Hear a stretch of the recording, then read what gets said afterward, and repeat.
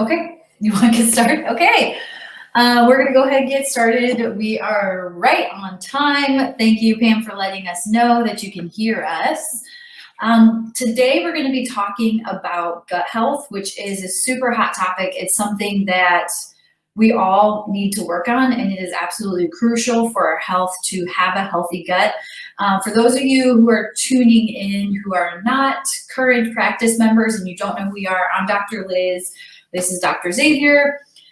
We are obviously both chiropractors and owners of Middletown Family Chiropractic. Right in Middletown, we have been open and practicing here in Louisville for 6.5 years now. Yeah, and if you're just tuning in for the first time, you might be wondering, why are chiropractors talking about gut health? And believe me, it wouldn't be the first time we've had that question. Dr. Liz and I didn't start off our career wanting to spend a bunch of time talking about gut health with our patients, but quite honestly, as you open up a clinic like this and start talking about health with people, you realize how closely connected your gut is to literally every other aspect of your health. So when we talk about gut health, we're going to be talking about symptoms, we're going to be talking about blood work, we're going to be talking about supplements, we're going to basically try to hit as many topics as we possibly can. But what I think people need to realize is, even if you don't have those gut types of symptoms, the ones that we might be listing in this presentation, it could be very closely connected to a lot of the other symptoms that you're experiencing. Absolutely. And that's head to toe, everything. We've seen it cause everything from cognitive decline and headaches to thyroid problems to, of course, acid reflux and digestive problems, which is the big one, but, liver, kidney, reproductive hormonal problems, and even, something as simple as lower back pain can be directly linked to the inflammation that you have in your gut because you don't have a healthy gut. Right. Basically, every single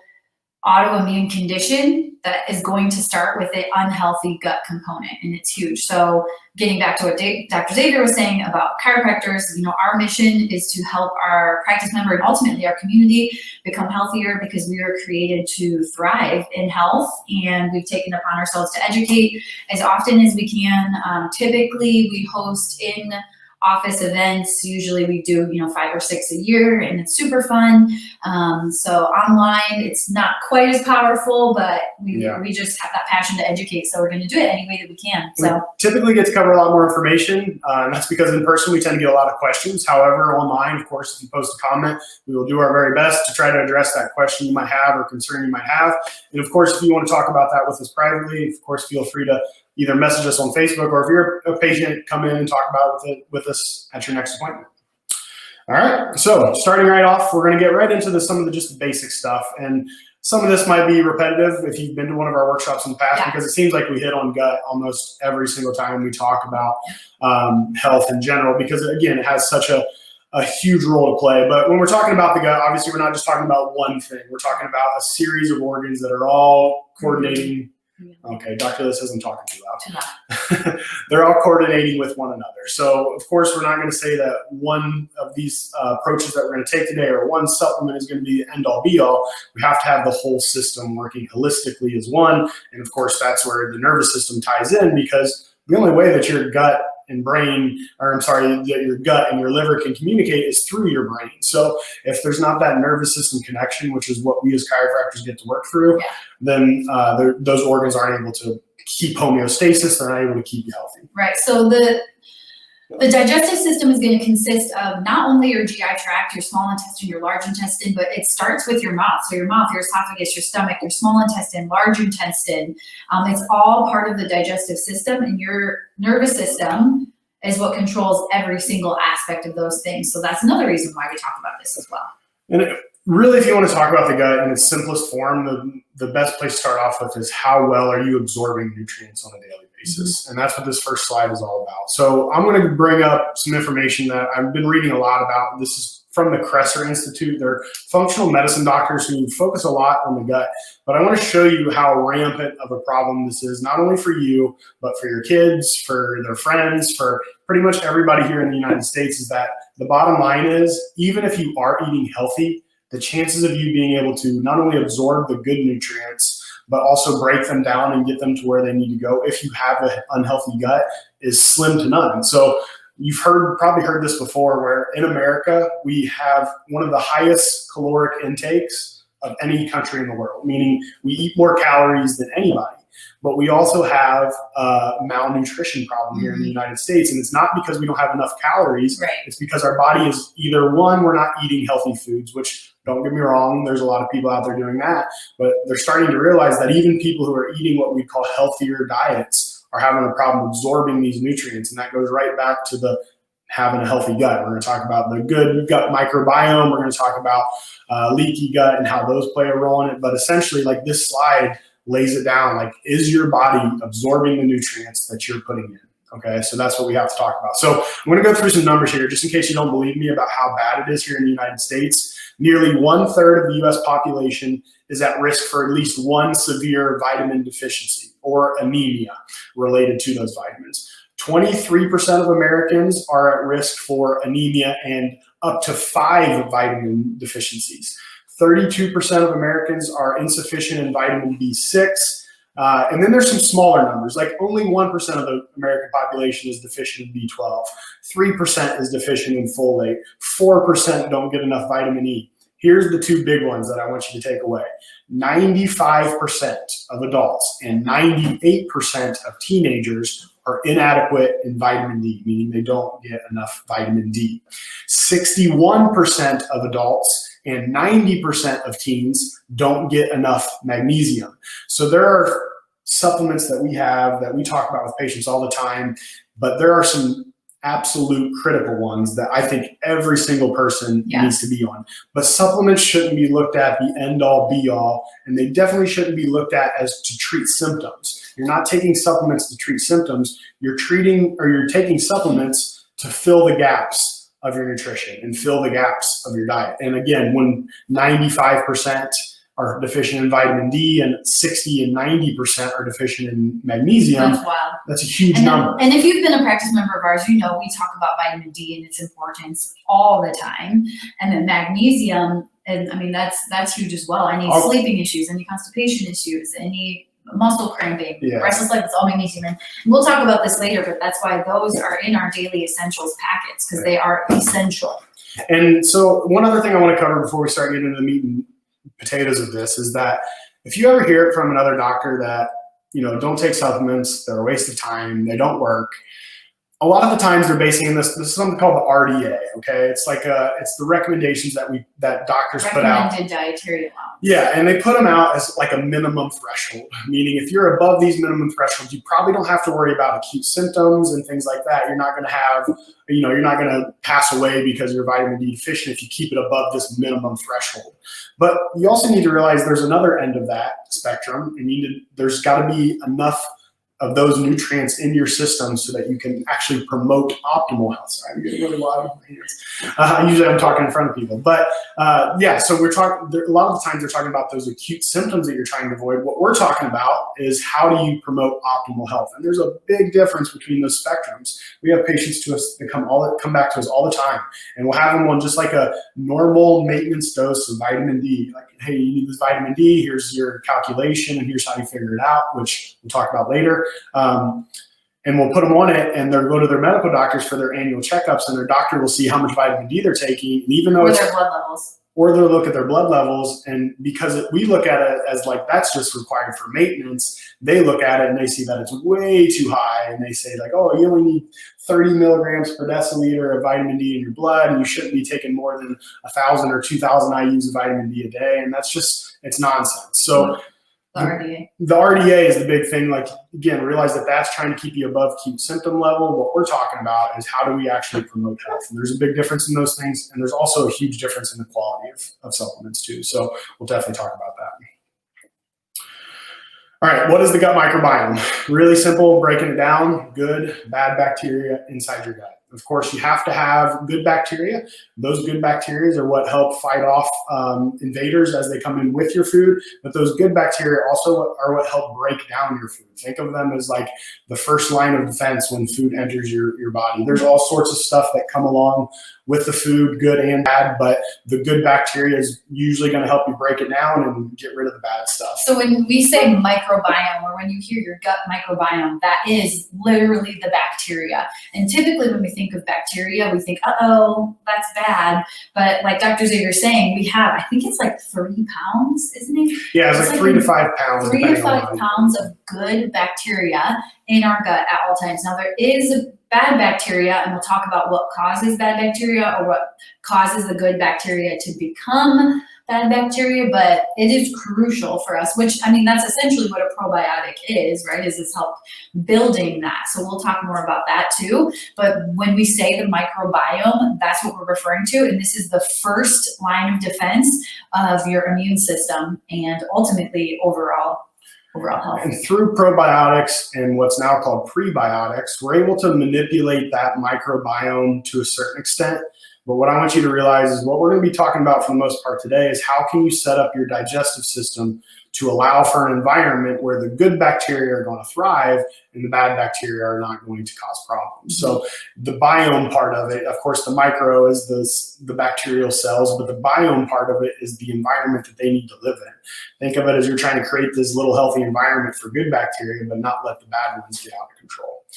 All right, gut-brain connection, okay? The gut-brain connection is something that we talk about with just about every single patient of ours. It's really prevalent in patients who are having symptoms of cognitive decline, whether that's Parkinson's, Alzheimer's, dementia, anything from autism to Asperger's. We've seen it all, and there's a huge connection between the gut and the brain with this. Essentially, if the gut-brain connection is working at 100%, then not only are the neurotransmitters that are made in your gut getting to your brain and allowing your nervous system to work properly, but even hormones like dopamine and serotonin that are largely created in the gut are going to have a positive effect on the brain. And if you're not producing those from a healthy gut standpoint, they're going to cause any type of symptom under the sun when it comes to your brain. The big ones, obviously, depression, anxiety, sleep problems. Yeah, and so to expand on that a little bit more, dopamine and serotonin, what they're responsible for is serotonin is your happy hormone.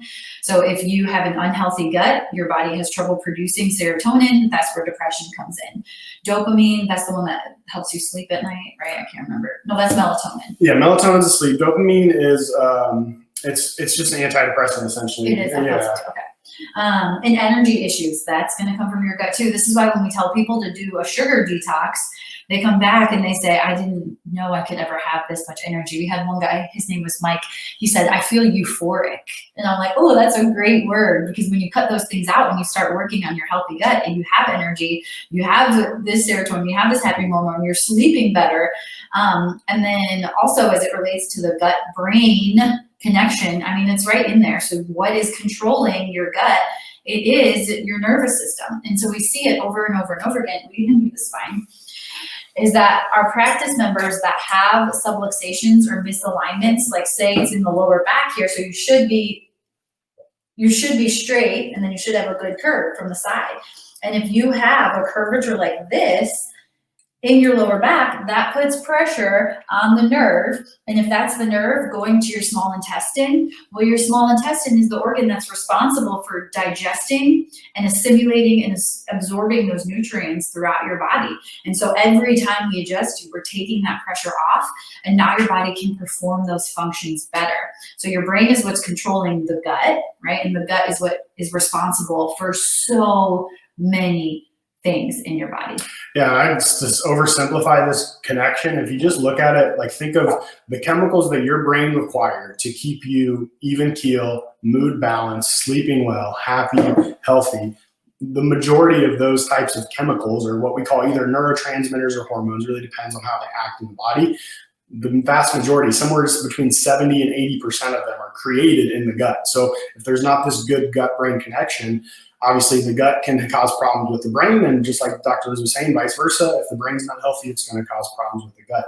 And even to simplify that even further with the nervous system part of it is the digestive system is not just a tube. It is a muscle that needs to be able to relax. Smooth muscle contractions. And the only thing that controls that is the nervous system. Yeah. So if there is a disconnection there, caused usually by a spinal alignment problem, of course, we've seen it plenty of times when patients come in either that's their main symptom or not, but they'll tell us after a couple of adjustments, hey, Dr. Xavier, is there any reason why my bowel movements have got better? I say, well, of course, these adjustments are allowing your nervous system to work properly, to allow that muscle to either fully contract, or maybe it wasn't contracting at all and you're having problems with constipation. Well, those muscles start contracting again. Yeah, you're gonna have better bowel movements. A really cool example of the gut-brain connection is it's a hormone called GABA.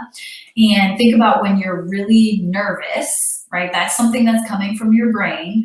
You're super nervous and you get butterflies in your stomach or you get nauseous. Well, that's really cool because that nervousness is coming from your brain and it's affecting like your stomach. And I think that's like, wow, that's kind of amazing that our body can do that. Yeah, absolutely. All right, this next slide, it's a little bit to read. I don't like to put a lot of reading on here, but since we're not able to do big demonstrations like we typically would in a workshop, this is some great information to take in. This is the connection between the gut and the brain and how probiotics and something called DHA. When I say DHA, I just want you to think of omegas, okay? They're healthy fats. And if you're not supplementing with these are one of the ones that tend to be very low in patients.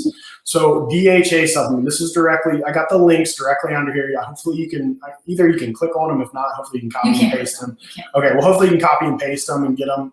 If not, I can maybe post them in the comments section later. But the doctor I'm quoting a lot in this presentation, her name is Dr. Rhonda Patrick. She's a medical doctor, but she's what I would call almost like more of a functional medical doctor. And all she does is pretty much look at research, breaks it down, puts it into videos that are easy to access on her blog. So some of these are coming from the Science Daily, which is a site that she frequently uses. Her website is called foundmyfitness.com. She's a great doctor. She's been on like the Joe Rogan show and done all these amazing like outspoken things to teach people about not only how supplements, but how your diet and exercise greatly impact your total health. So this is coming directly from some of the articles that she's quoted. So DHA supplement, remember DHA, just think omegas. Increased cerebrospinal levels of DHA by 28%. So literally meaning by taking an omega, you're increasing the level of healthy fats directly around the brain in the cerebrospinal fluid by 28%, okay? So obviously compared to a placebo group, and 40% for EPA, which is another type of omegas. EPA and DHA are the two type of healthy fats. So 28% and 48% and 40%. You've heard us talk before when we do brain health workshops about how most of your brain is made up of healthy fats. So in order for it to repair itself, it has to have an abundance of healthy fats available. In order to think well, Exactly. This is like kids with ADD. They are starved for healthy fats because our brain needs those to function normally. Yeah, and so this was a study done they weren't studying people who even had cognitive problems. These were healthy people who just they wanted to see what effect an omega supplement would have on omega levels in the brain. And so a big thing that, anybody who knocks supplements or knocks nutrition in general will say is like, oh, well, you can take all those supplements you want, but that doesn't mean that your body's using them the way that they're supposed to. Well, this study directly shows that by taking a supplement, 28% and 40% increase in those healthy fat levels around the brain. That's amazing, and that's unrefuted science. So they're actually expanding this trial, and now they want to know, okay, we increase the levels in the cerebrospinal fluid, what type of effects are we going to see in cognitive decline and things like that. So, and then the bottom one talks a little bit more about probiotics. I was honestly kind of surprised when I saw this because I never thought of probiotics as a way to help with my brain. I always looked at probiotics as just helping with the microbiome, which we've already talked about, the good and bad bacteria. But yes, just like I said, the gut directly affects the brain. I always thought of it as like anything that can affect those neurotransmitters that could obviously help the brain, but probiotics are now indirectly helping with brain. So it was a review of 7 clinical studies, and they found that certain bacterial strains result in an improvement in anxiety symptoms and biochemical measures of depression. They're talking about neurotransmitters like GABA, dopamine, serotonin, the ones we already kind of hit on that are all primarily made in the gut. So if you have a bad gut balance between those good and bad bacteria, it's going to lead to biochemical markers in the brain that can lead to depression. And so they use depression as one example, but certainly anxiety is a much more broad sweeping diagnosis, right? Anxiety is not the same for everybody. You can have patients who have severe anxiety and are not able to function with social situations. You have other people who are anxious, but it's low level and it might affect them a lot in sleep. So just what I mean to say is that like that's a very broad sweeping problem, anxiety. So it not only has an effect on something acute like depression, but it's going to have a whole effect on the brain too. And I mean, you can talk to so many people, and I mean, I would say majority of our patients will admit that at some extent they have anxiety. Yeah. And so probiotics can greatly help with that. So we have an awesome probiotic here in the office. Experts will tell you though, so and actually I need to do this. I promise you guys, I've been saying this for 2 years. I'm gonna do it. Make a fermentation video. I'll talk about that in a second. Okay, so fermentation's hard. No, it's not. It's so easy. It's not hard. Let me just do it. You have to be planned ahead. Oh my gosh, let me just talk about it. Okay, so so we have a great probiotic here in the office, but experts will tell you that since there are like hundreds of different strains of probiotics, you can actually get a bacterial overgrowth of a certain strain of probiotic. So the most common strain of probiotic is like the Lactobacillus acidophilus, and then the Bifidobacterium bifidum. Those are the two most popular. So experts will say that it's important to rotate the primary strain of probiotic that you're taking as often as monthly. Now, I would say we rotate ours about every 3 months. So what you would do is just look at the ingredients of your probiotics and see, okay, what's the primary strain? Like in ours, the primary strain is the Bifidobacterium lactis. So then I would get another probiotic and take that for a month with a different strain. However, the reason why I was talking about fermentation is, so probiotics, even the most expensive probiotic is still only going to have maybe 20 strains of probiotic in them, and there are hundreds. So fermented foods have a way, way, way larger variation in spectrum of probiotics, and it's less expensive. And so I highly recommend one, even if I hate sauerkraut, but sauerkraut is a great way to get probiotics, eating like a fourth a cup of kraut a day. I know Luann, who used to work here, many of you know, loves Cleveland kraut. She used to get, I mean, you can get that anywhere.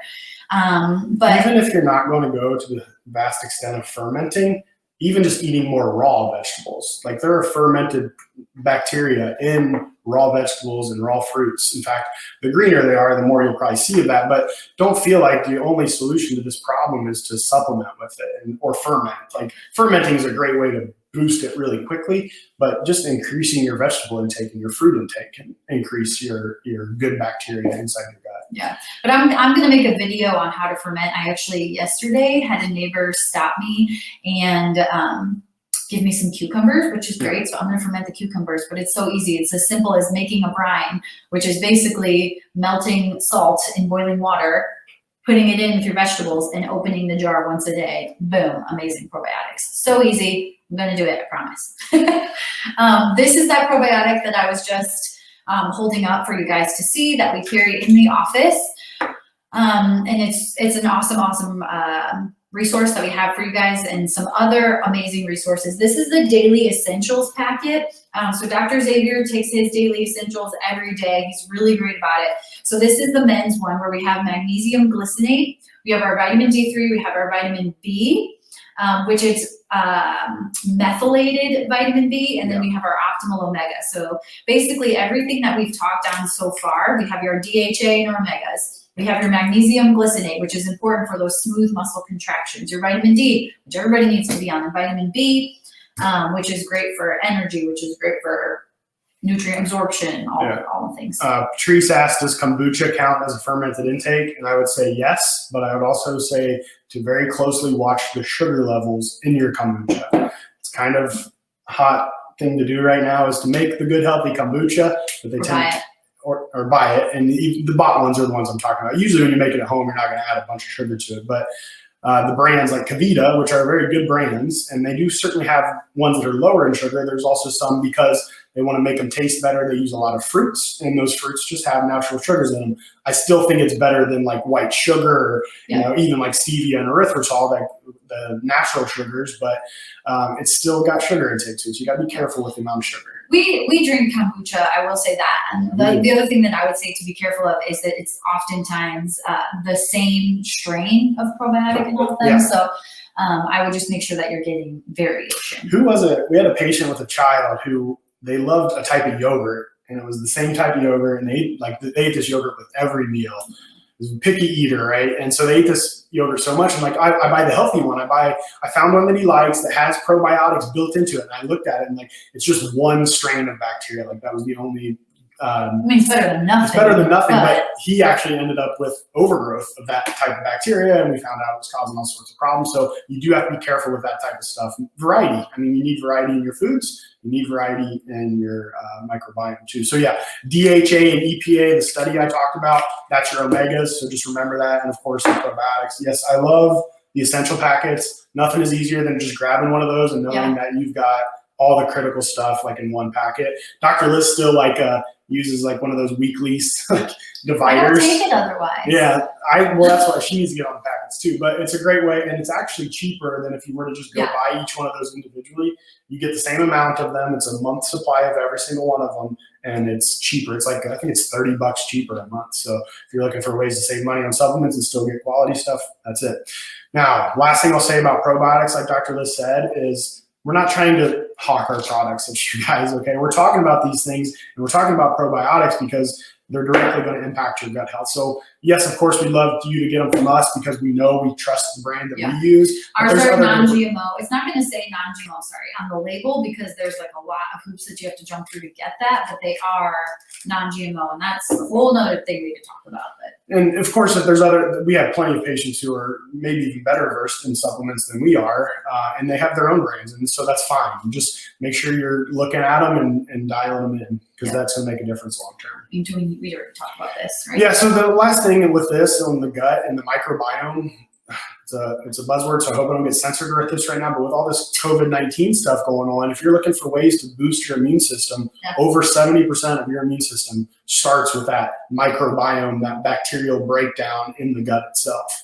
Washington University, which is a big research institute, just put out this study showing that everybody's been saying like, oh, you can't increase your immune system. Don't worry about it. Just wait for the vaccine, or, the hydroxychloroquine is a big debate topic on what we can do to help fight this COVID-19 thing. But Washington University was one of the first people to actually do a study and showed that by increasing and improving your immune system through good nutrition and exercise and a couple other things I think they mentioned in there. I haven't read it in full detail yet, so I apologize. But they did say that it has a vast impact on your risk for contracting, and certainly of having serious complications because of the COVID-19 virus. So hope that doesn't get censored. I'll respond to Tracy if you want to. And I'll post that link for that Washington University study in the comments too. I'm probably gonna forget all this stuff, so I'm gonna have to go back and watch this. But if there's something we definitely talked on and you want us to expand on it, again, leave it in the comments. We'll try to get back to that as soon as possible. Oh yeah, we'll talk about vitamin D3, but Dr. Liz will respond to you real quick. All right, can you get to the next? Oh, you're on the next slide. Inflammation. The big thing I want to talk about with inflammation today. We spend a lot of time on inflammation every time we do a workshop, but the big thing I want to talk about is that inflammation by itself is usually not a bad thing. Think about it this way. If I were to get a splinter in the edge of my finger, what is going to help me heal that after I pull the splinter out? Inflammation. Inflammation. It's the only thing, those chemical inflammatory, they're called cytokines. They're chemical, think of them as neurotransmitters, but it's what signals your body to heal a specific spot in your body. What is bad is the low grade, chronic, systemic, meaning your whole body inflammation. That's going to cause a lot of problems. But when you say that inflammation is always bad, that's just not the case. But inflammation in the gut, when it's linked to something, we're going to talk about leaky gut here in just a second, like inflammation plus leaky gut, I think there's even a slide on this. Inflammation plus leaky gut equals disease, like almost every time. So yes, some inflammation is okay, but that acute, systemic, all the time that we never get a break from here in America is not good for you. So I'm basically just repeating what Dr. Xavier said, but I just think our body is amazing and it never ceases to just shock me. So if I sprain my ankle, I don't know if you guys remember when I was like 36 weeks pregnant, I sprained my ankle at the gym and I got so puffy and I was so swollen, but it's amazing because to put it into like super simple, non-doctor terms, that inflammation is what told the healing cells, the little healing dudes in my body, hey, healing dudes, go here, go heal that ankle, right? So that's a marker, and it's amazing that our body does that. It's so cool. And so that's the kind of inflammation that's a good thing. Yeah. But this is what Dr. Xavier is talking about with leaky gut. Okay, so if you've been a patient of ours, we grab the napkin. Oh, yeah. If you've been a patient of ours, you've probably seen this, you have a pen, yeah, you've probably seen this demonstration like 6 times, but I know we have a lot of new people on, and I think it's so cool.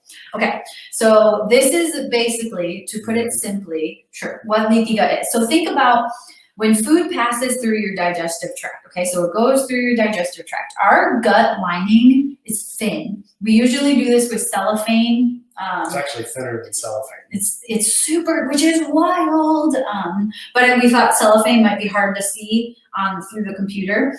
But as things pass through, now there are things that damage our gut, which we're about to get into next. Well, over time, what happens is it pokes these holes in our gut, all right? So I don't know if you guys can see these holes now, okay? So now particles of food are passing through, and now that's leaky gut. So now what happens is, those things are passing through, they're getting out into the body, and what happens is our body sees those as foreign invaders, which is what should happen, because our body says, you're not supposed to be here, let's go attack that. So it goes to attack it, and then oftentimes it'll say, okay, you know what, I'm gonna store all of these foreign invaders in the leg, and what is now in my leg? A tumor, right? An osteosarcoma, right? So it's these autoimmune conditions, or sometimes it'll say, we're gonna put all this right here in the thyroid, boom, now you have a thyroid condition. So it's like every autoimmune condition stems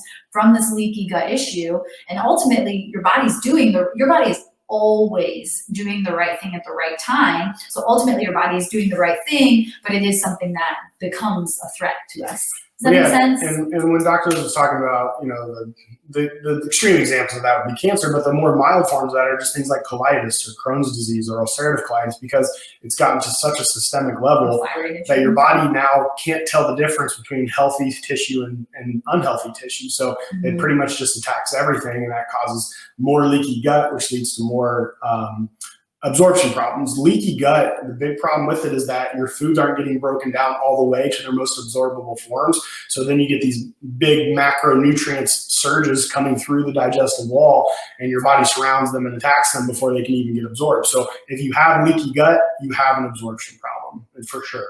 In fact, those two probably feed directly off of each other. So question is, how do you know if you have leaky gut? It's a diagnosis you can get with, if it's bad enough, you can certainly get a colonoscopy and find that out.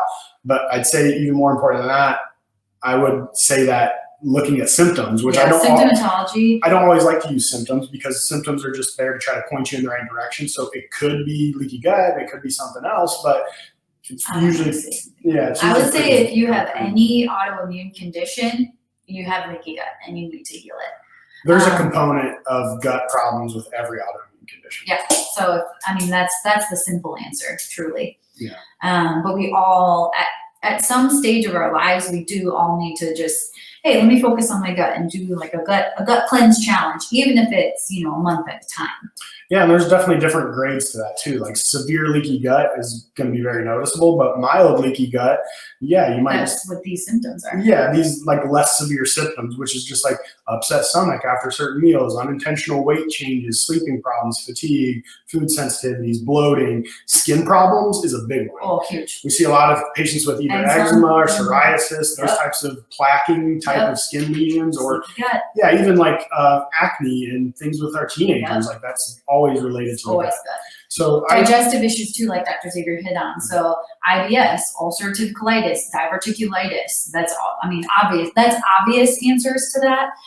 But yeah, those other, fatigue and gut health is huge. Fatigue and skin, I would say, are the most overlooked gut issues. Yeah. Next slide is exactly what I was talking about earlier. Leaky gut plus the inflammation is what causes the disease. So the inflammation is not the only cause of the problem. I would venture to say that there's probably not a time in your life that you're going to be rid of inflammation. Like it's always going to be doing something. Unfortunately, in today's world. Well, and like you can look at that and say that also, like, you know, if you worked out really heavily, right? I always use this. I like this story because there's a study done on this actually. They found out that after working out, you know how after you get done working out and you look in the mirror and like you almost look like you gained weight after a workout. Well, they did a big study on it. They found out the reason that is because after a big workout, your muscle fibers are getting broken down, and it is inflammation, which is repairing those muscle fibers so they can get bigger and stronger. So yeah, if you turn and look in the mirror right after a workout, you can actually gain weight. And I've done it on myself before.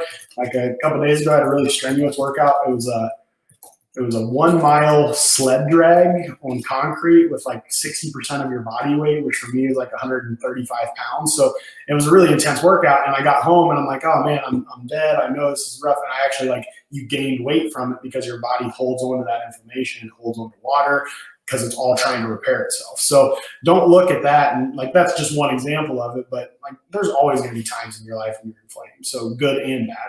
So don't look at just the inflammation part of it. Only look at it as if that inflammation is either coupled with something like leaky gut, or if it's been going on systemically for a very long period of time.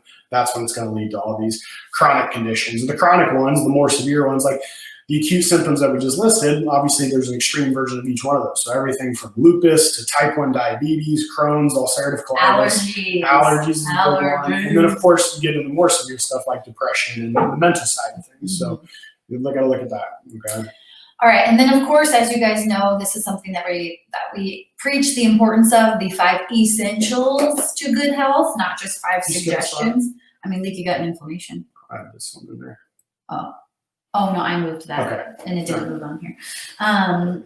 So core chiropractic care, we've already hit on that. Your spinal cord controls everything. There is zero possibility that your body is going to express health in the fullest capacity if your nervous system has pressure on it. Every time you get adjusted, amazing things are happening in your body. If you're taking L-glutamine, which repairs those holes in your gut lining, like we talked about, well, is your nervous system able to effectively communicate with your small intestine what to do with this? If you're not getting adjusted, no. Supplements are only as good as the environment that you're putting them into. So you got to create a good environment for those supplements to actually do what they're supposed to do. If you couple these supplements, but you follow it up with a meal that's really high in sugar, guess what? This supplement was probably a waste of time and money. But when you're doing the right things, and it doesn't have to be every day of your life, but you need to stack the deck in the positive if you want to overcome gut problems. Yep. And then of course, stress greatly affects us. We'll hopefully hit on that at the end. We have to hurry up. Yep. Exercise, and then toxicity as well is a big one for gut health. So causes of poor gut health. So this is like the number one thing. And basically Dr. Xavier has been talking about this the whole time. It's poor nutrition. So what's wild is, so the Academy of Nutrition and Dietetics, they brought out some studies on the US population, and 2/3 of Americans do not eat enough fruits or vegetables. 82 do not want to give up the foods they like. 62% say they don't have time to track their diet. 60% say they want to prepare meals in 15 minutes. I'm probably in that 60% for sure. Yeah, these are preferences. 36% say they do not have time to exercise as well. So, I mean, your health has to be a priority for you. So the things that damage our gut lining, that's going to include. Hold on, before you move on to that. Okay, just kidding. If you're more worried about convenience than you are your long-term health, then some of this stuff is going to seem like a hard jumping off point. But if you can start realizing that every choice that you make is either going to be one for health, whether that is convenient or not for you, or one that's going to be, yes, it's going to be quicker to go through the drive-in at McDonald's than it is going to be go home and cook yourself a nice, meal at home. So yeah, of course, if you're willing to trade convenience for health, I don't know if Dr. Liz and I have the answers for you, but if you're willing to do those things, like apparently a lot of us here in America are not willing to do, then you're going to get results. The problem is most people, what I find is they either aren't starting off on the right foot, which means they're kind of making it harder for themselves than they need to, or they're focusing on the wrong thing. So that's something where we need to individualize that for every patient. So some of the stuff we talk about, like the supplements we're mentioning, that might not be your jumping off point. It might be the next slide. Mm-hmm. Okay, so what do we want to avoid? All right, we talk about this all the time. So the number one thing you want to avoid I know you think what I'm going to say, but I should be saying, but I'm not going to say it. I'm going to say it's antibiotics. So when it comes to gut health, yeah. Antibiotics, especially at a young age, they destroy the healthy bacteria in your gut. So we talked about you should have 3 to 5 pounds of good healthy bacteria in your gut. Well, they say that studies have shown that it takes 18 months, a year and a half, to replenish your gut bacteria that was destroyed after taking your antibiotic, which is insane. Now, I'm not saying that there isn't a time and a place for antibiotics, but they are way, way too often used, and oftentimes used preventatively. Like, what? Yeah. That is baffling to me. And we have things, I haven't taken an antibiotic, I want to say like 15 years. It's been a really long time. One, because I have a healthy gut and I get adjusted, so I don't get sick very often. 2, I have other things that I use if I am nervous that I'm getting sick. And we can talk about those at some point as well, but you need to be very careful and only using these antibiotics when necessary. Also, my next thing that I want to talk about is, did you want to add to that, or are you good? Okay. No. The next thing I want to talk about is conventional meat. So Dr. Xavier has talked about this at previous workshops, and correct me if I'm not saying this accurately, but if all of the people in America were to stop taking the antibiotics, America would still consume 80% of the entire world's antibiotics because of our animals, because of our livestock. Yeah, basically to say that 80% of the world's antibiotics are used just to help keep your cows, your chickens alive long enough that they can slaughter them. So even if you're not taking it, you're probably getting it from your meats if you're still going conventional. And then now we're seeing this antibiotic resistance, because guess what? These antibiotics in our body can mutate, and we're getting it from our meats, which is wild. So then when you actually do need an antibiotic, your body can't use it because it's basically immune to them because we've been eating them in our crappy meats. So we get all of our beef, and they started doing chicken actually. They do lamb too, right? Yeah, the lamb is so good. It's such a treat. It's a little more expensive, but it's good. From Fox Hollow Farm in Crestwood. So you can order online. You can go pick it up from the farm. We love Fox Hollow. But also right now, farmers markets are going on right now. So there's Skinner Farms in Simpsonville. There's Marksbury Farms. I don't even know where they are, but Let's got one today. Yeah. And we're going to go to the one, I think, in Shelbyville this afternoon. But anyways, all of these farmers, they do hormone-free, antibiotic-free, and you're supporting the local economy, you're supporting our local farmers, which is amazing. But also make sure, like, if you're getting your meat at Whole Foods, it needs to say grass-fed and finished. Thanks, Tracy.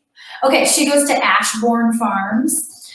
That's another good suggestion. I forgot about them. But yeah, so that's huge. You have to make sure that you're getting clean meats. I would say your meat, if you're making a choice between organic fruits and vegetables and meats, you have to choose your meats. And then you can do the clean 15, dirty dozen for your vegetables. So that's huge. When you eat those antibiotics, again, you're destroying the meats, you're destroying your good gut health as well. And then of course, there's the things that I think are more commonly people are aware of, like artificial sweeteners. So those blue and pink packets, those are destroying your gut. Now they've been showing that they're linked to prostate cancer, that they're linked to Alzheimer's. Anything with the word diet on it, probably. Yeah, just cut it out. Processed sugar. Alcohol is a big one because think of it. I know we think of alcohol. Oh, alcohol is fermented, so it's good for you. Well, alcohol also is going to purify those good and bad bacteria inside your gut. But going back a slide real quick. These 3 steps: avoid, replenish, and supplement. That's what we're talking about. So all we've been talking about now is what you need to avoid. And I honestly think that in today's society, without doing some type of fasting to kickstart this, you can put yourself in a hole really quick. So I always say, like, if you want to kickstart your gut healing, somebody was asking if leaky gut can be reversed. A great way to do it is to fast. And so again, back to some more basic, boring science from Dr. Xavier, but this was a diet that they did.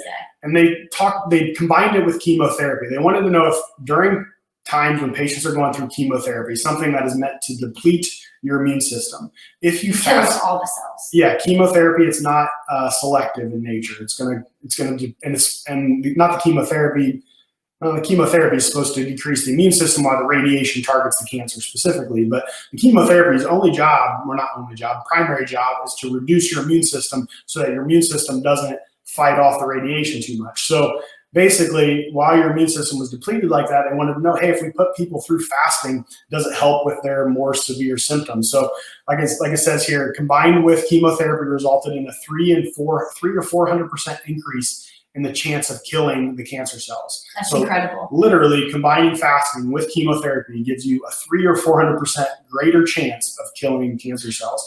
If that's not a sign that your gut is directly linked to every disease process in your body, I don't know what it is. So just at the end there, it says basically a fasting diet can make cancer treatments more effective. Do you know how long this study they were fasting? I didn't read the entirety of the study. I read the abstract, but okay. I'm certain if you click on that link, you can get the full. Okay. That would be my follow-up question: is how long we would have to? I would like to get that answer to you guys. Well, it's combining fasting and the results that you can get from fasting with probably one of the most extreme things you'll ever do in your life, something like chemotherapy. So if it's working on the extreme end of things, those of us who are not going through chemotherapy at the time, think of what that's going to do for your body. So let me break this down in a really simple, easy, kind of way. Is think about every process in our body requires energy, right? Energy all the time. And this is why chiropractic patients, they say, I have so much energy now that more energy now that I'm getting adjusted. Well, yeah, if your spinal cord doesn't have pressure on it, it makes every function in your body happen more effectively and more easily, more efficiently. That's the word. So it takes less energy, right? That just makes sense. Well, if we are constantly taking food into our body and we just eat all day long, we eat all day long. Now our body is having to use its energy all the time to digest food. Eat more food, digest it, eat more food, digest it. And it's like all of this energy is taken for just digesting our food. And so if we take that process out with fasting, you need to be drinking water when you're doing this, but then your body can focus its energy somewhere else to go like, hey, let me go kill these cancer cells. Hey, let me go heal this diverticulitis. Hey, let me go work on this because, I'm not distracted from digesting my food. I think that's like a really easy way to break it down. And it's like, oh yeah, that totally makes sense. Maybe I should fast. And even if you do, I think Dr. Josh Axe, he used to be a Max Living Doctor. I'm sure you're familiar with his blog, draxe.com. He talks about how at the beginning of every month, he does a 24-hour fast, just one day, 24-hour. And if you're drinking enough water, you'd be surprised that you don't feel that hungry. I'll talk about that in a second. Okay, all right. But last thing on that, okay, what was I going to say? Oh, sorry. I forget. Okay, sorry. I talked too long. I don't remember. Okay. But yeah, the efficiency thing. Nothing is more sensitive to efficiency problems in your body than your liver. So if you know you're a person who struggles with liver problems or liver symptoms, your liver is highly respondent to that efficiency that Dr. Liz was talking about. If you have insulin resistance, if you have diabetes, if you have problems digesting high protein or high fat meals, your liver is probably toxic and probably needs a fast. Now, if you are diabetic, though, the fasting process is going to look different for you. Yeah. No. So take that advice, take caution with that advice and make sure that you talk with us or your medical doctor before starting to fast if you're diabetic.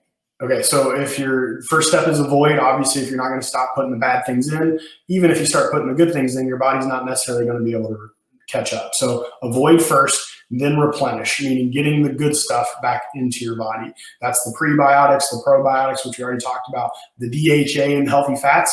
Obviously, we talked about how it's a direct impact on the brain, but DHA and EPA are the two healthy fats that also probably help repair your membrane and your lining in your gut as well. So if you have leaky gut and you want to repair it, the L-glutamine is a really important step for that. Fabulous. And the omegas are a very important step for that. The body's not going to heal itself if it doesn't have what it needs to do the job. So you got to replenish. And that's different for everybody. So there's certainly things that everybody should do. Like I said, probiotics, prebiotics, the omega-3s, L-glutamine if you have a leaky gut. Eating more raw foods, especially fruits and vegetables, helps with this a lot too. So that's kind of just the raw vegetables. That's key. Yeah, just stop cooking them. When you heat them, it destroys a lot of the good stuff. So that's kind of the broad sweeping stuff. But certainly on an individual basis, you have to analyze each patient differently. So if you have specific symptoms, that's what you need to talk to Dr. Liz and myself about. Yeah, if we have specific protocols supplementation protocols, and of course we're always going to recommend adjustments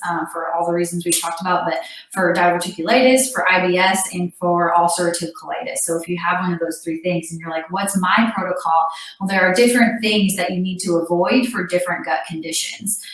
So let us know and we can help you with that. But yeah, just like Dr. Xavier saying, it's a broad spectrum for all of us. Avoiding antibiotics unless completely necessary, avoiding the conventional meats, avoiding sugars, avoiding alcohol, and avoiding, what was the other thing? It's 5 things, right? Dairy. Dairy, processed foods, yeah. sugar. Does bone broth break a fast? No, that's a great question, Patrice, thank you. Bone broth would be a great thing to have during a fast because bone broth actually has it's collagen, right? Is it collagen? And that helps repair the gut lining as well. So a 24-hour bone broth / water fast would be fantastic for gut health. Thank you for that reminder. All right, and then just to touch on omega-3s, and not only their importance like we talked about in the gut, but going back into how this DHA and omega-3s and all these supplements that we're talking about are so important for every aspect of your health. So like it reads right there, I'm just going to read it for you. It says higher blood levels of omega-3 were associated with lower levels of DNA damage in children and adolescents. We all need healthier DNA. DNA is only a problem when it becomes unhealthy DNA. So omegas and DHA and EPA actually help repair those DNA. So what DNA damage means is basically genetic conditions, right? No, DNA damage can happen from your environment that you're putting your DNA. In fact, I'd say that's the number one thing. This largest study ever done on this was done by what was having a damaged DNA effect is what I'm saying. Well, if your DNA is damaged, it can transcribe for cancer, it can transcribe for Alzheimer's. DNA damage is not a good thing, but to blame DNA is not the problem. DNA is only a problem when it becomes damaged. And so those things that damage it are sugars and not exercising and smoking and all. We're saying the same thing. We've talked about this in great length in plenty of other workshops, so I don't want to expand on it too much. I've talked about telomere length and the direct. Your genes do not determine your health. Basically is what we're trying to say. Yep. But if you do have damaged genes or damaged DNA, a great way to repair it is omega-3 fatty acids, which is the DHA and the EPA. So because every cell in your body has a layer of fat. I'm having trouble talking. A layer of fat around it that controls the good things going in and the bad things going out. So having those good healthy fats helps with that. And this is even in kids. So like the first study was in kids. The second one talks about how it helps with behavioral problems in kids. So if you're having one of those kids, they need to be on supplemental omega-3 for it. And then the last one kind of talks about how it actually increases or decreases inflammatory biomarkers of aging. So having enough omega-3s, DHA, and EPA actually helps you age better. So whether that's cognitively with the brain or even just something as simple as your appearance of your skin, it has a huge connection to it. And again, all the links are right there. So. Okay, this is another awesome supplement, our Max GI supplement. I'm just gonna go right to the bundle. Okay, so here's the bundle.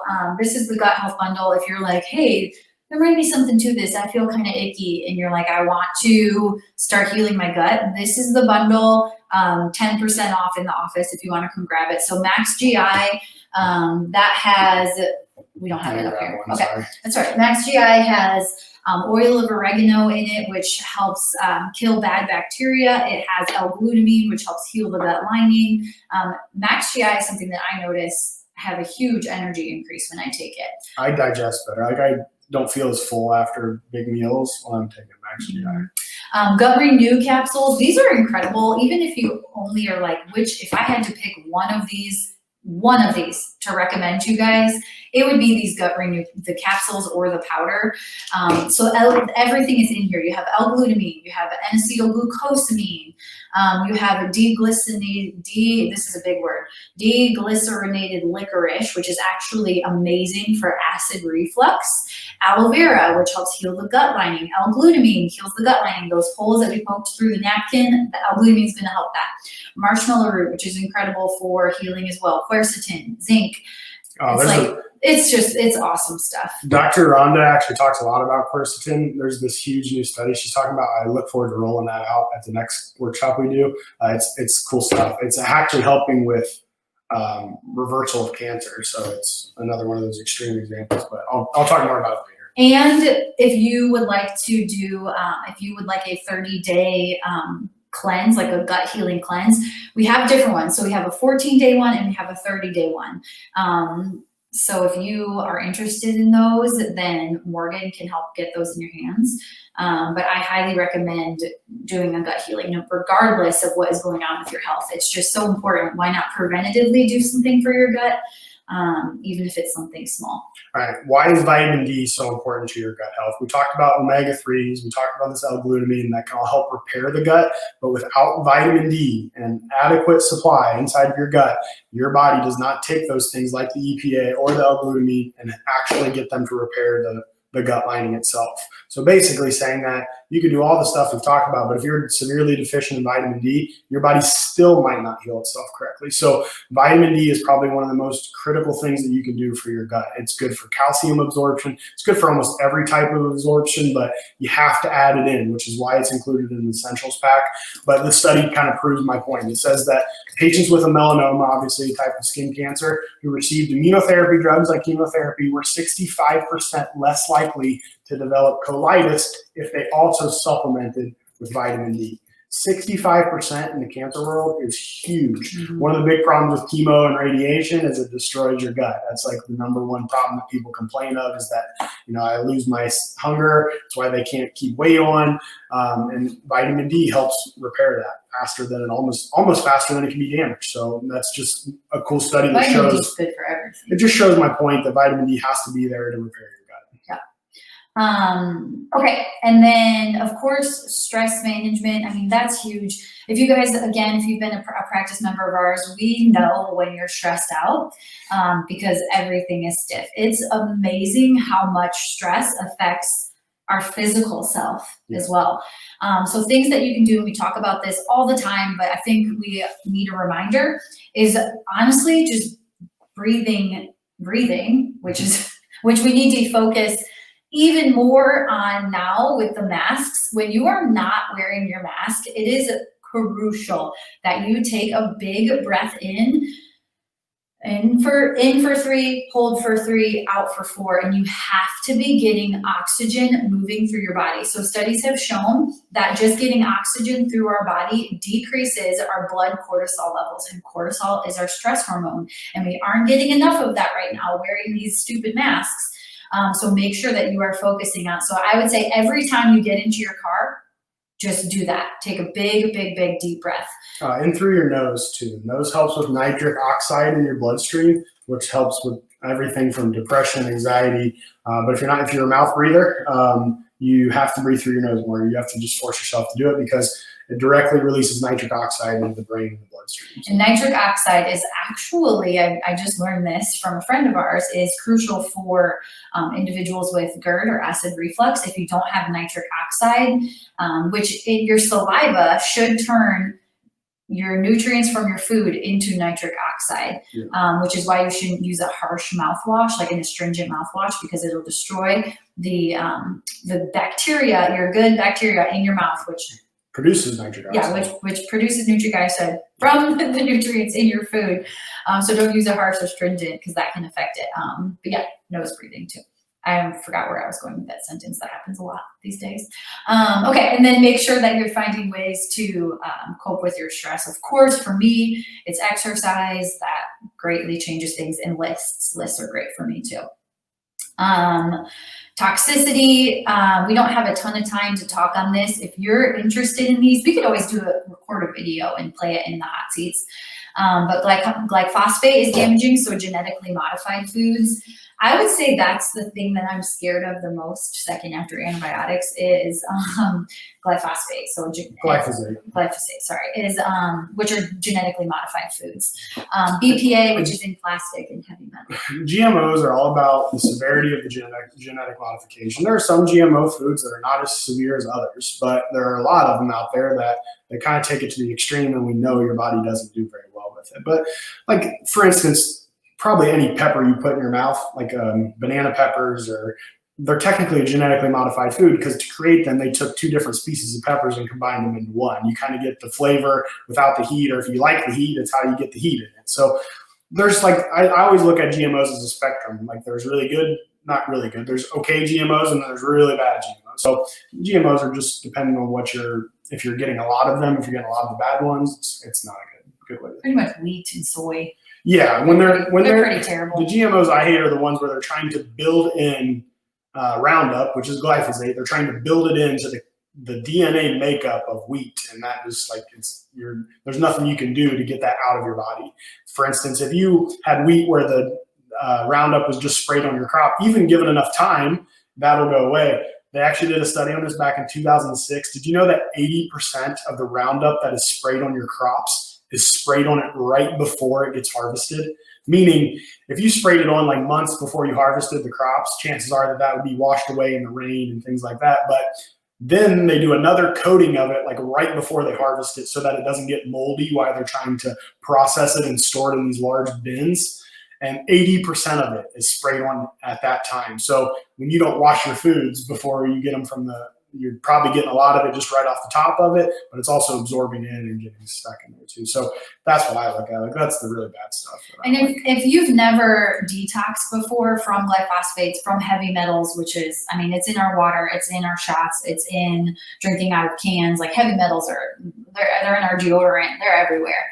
So if you've never detoxed from any of those things, I just want to super quickly talk about this. And I kind of briefly hit on it a little bit, but basically every cell in our body has a layer of like fat around it, good, healthy fats.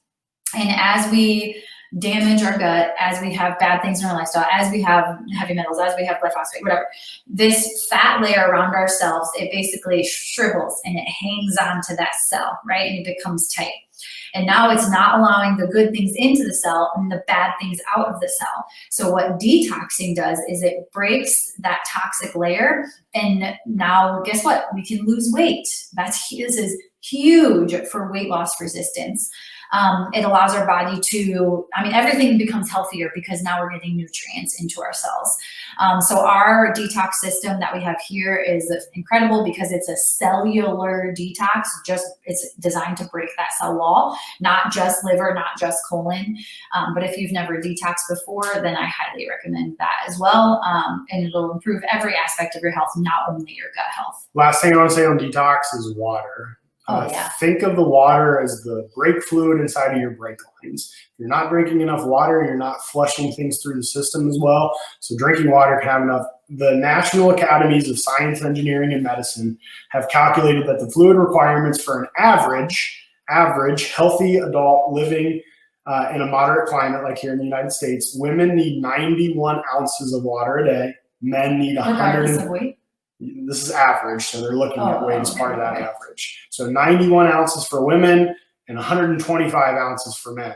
I think a good rule of thumb is just for average levels is to take half your body weight and look at that in fluid ounces. So if I weighed 200 pounds, I would need 100 fluid ounces of water a day. But they're saying even higher than that. And for men, it'd be more like 125 fluid ounces a day. The good news is 20% of that actually comes from your food.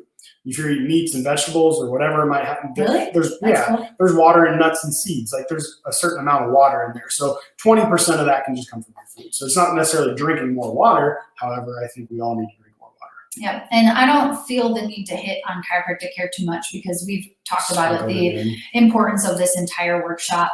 But just like you know the numbers of your blood pressure, you know your cholesterol, you need to know what's happening within your spine, regardless of whether or not you're pursuing chiropractic care, whether it's with us, whether it's with anybody. Your spinal health is the most important aspect of your health, and it just makes sense. Okay, it controls all health and healing. We are going to log off. We've taken enough of your guys' time. Thank you so much for tuning in. You guys are awesome. We love you and appreciate you and are so honored to be your guys' doctors. So you can comment for questions or email us. Anyone in the office is more than here, happy to help you guys. I hope you guys have an awesome weekend. Bye.